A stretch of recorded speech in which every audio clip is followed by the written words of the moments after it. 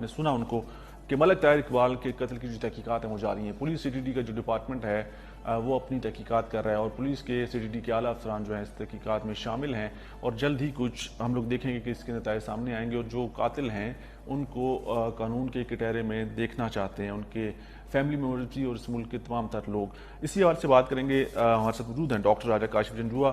آپ کو ویلکم کہیں گے پروگرام میں.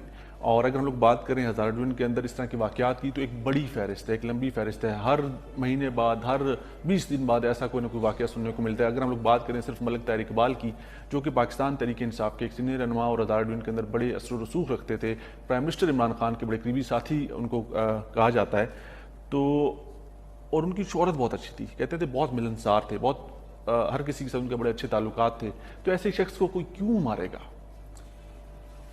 دیکھیں, بنیادی چیز یہ ہے کہ اگر ہم پولیس کی بات کریں تو پورے صوبے کی کے پی کے یا خیبر کے پولیس کی وہاں کی ہم کارکردگی کو, ویسے تو پوری ملکی پولیس کو ہم مثالی, ہم جو لفظ کہتے ہیں مثالی, کیا اس کے قریب سے بھی نہیں گزرتی. لیکن خیبر پختونخوا پولیس کو ہم لوگ واقعی کہتے ہیں اور ہماری موجودہ حکومت زیادہ اس کے اوپر زور دیتی ہے. دیکھیں, اس پہ زور دینے کے بعد آج بھی فریال کا کیس وہیں موجود ہے اپنی جگہ پہ. جب یہ بات آ گئی, اور یہ ہزارے کا کیس ہے, ہم کہیں اور کی بات نہیں کرتے, زینب کا قاتل پکڑا جاتا ہے, کراچی میں فلانا کیس ہو گیا, مطلب پورے ملک میں بچوں سے جاتی ہے کیس ہو چکے ہیں اور وہ گرفت میں آئے. تو پھر یہ تو ہزارہ پولیس کے سامنے ایک سوالیہ نشان ہے. اور یہ بات ہم ڈی پی او سے نہیں کرتے, ڈی آئی جی سے نہیں کرتے, یہ تو آئی جی کی بات ہے کہ صوبہ یا وزیر اعلیٰ کی بات ہے کہ وہ کیا یہ سوچتے ہیں.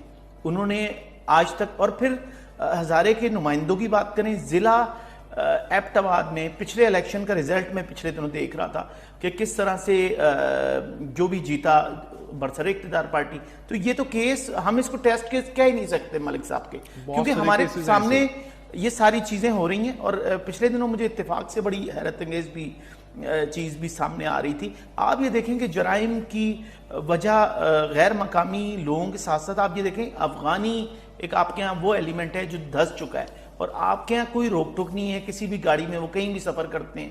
آپ کو اندازہ ہوگا کہ جو عام طور پہ کلرز ہوتے ہیں یا شوٹرز ہوتے ہیں یا یہ لوگ, یہ تو کوئی بڑا مسئلہ نہیں ہے, کہیں سے بھی آپ ہائر کرتے ہیں. اجرتی قاتل ملتے ہیں. اجرتی قاتل, آپ نے جو صحیح لفظ استعمال کیا, ہری پور اور مانسیرا, اس میں اس طرح کے واقعات ان دو اضلاع میں بہت زیادہ رپورٹ ہوتے ہیں, بہت زیادہ دیکھنے میں آتے ہیں. ایبٹ آباد میں ہمیں ایسے واقعات کم ملتے ہیں کہ اجرتی قاتلوں کا استعمال کر کے کبھی بھی کسی کو بھی کسی جگہ پہ جو ہے وہ قتل کروا دیا جائے.